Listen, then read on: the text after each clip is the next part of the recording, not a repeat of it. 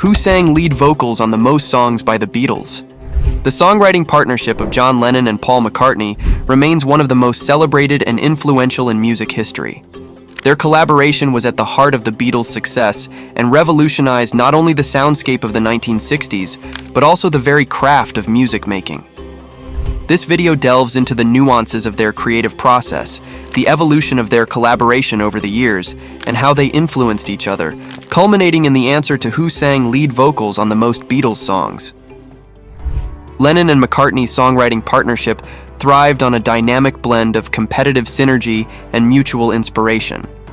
Initially bonded by a shared love of music, they developed a songwriting approach that McCartney described as eyeball to eyeball, with an early agreement to credit their songs jointly, irrespective of the individual contributions. Their process often involved sitting across from each other, guitars in hand, bouncing ideas back and forth until a song began to take shape. One of the hallmarks of their collaboration was the ability to fill in musical or lyrical gaps for each other.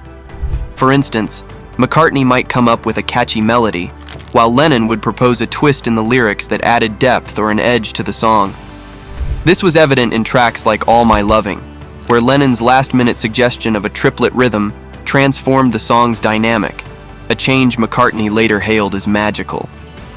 The partnership between Lennon and McCartney evolved significantly over the years.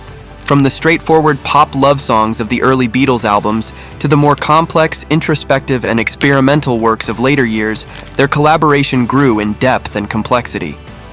This evolution is particularly notable from albums like Rubber Soul to Sgt. Pepper's Lonely Hearts Club Band, where their songwriting became more ambitious, incorporating a wide range of influences and innovative recording techniques. During the Sgt. Pepper's sessions, for example, McCartney's increased initiative in the studio led to groundbreaking songs like Lucy in the Sky with Diamonds and A Day in the Life, showcasing a matured partnership that balanced Lennon's surrealistic leanings with McCartney's melodic sensibility. The mutual influence of Lennon and McCartney on each other's music was profound. McCartney often brought a melodic softness to Lennon's sharper lyrical edge, while Lennon added a poignant intensity to McCartney's compositions.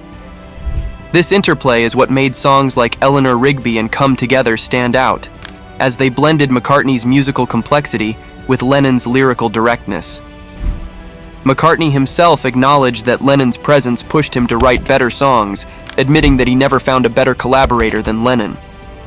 Turning to the question of who sang lead vocals on the most Beatles songs, the tally is remarkably close.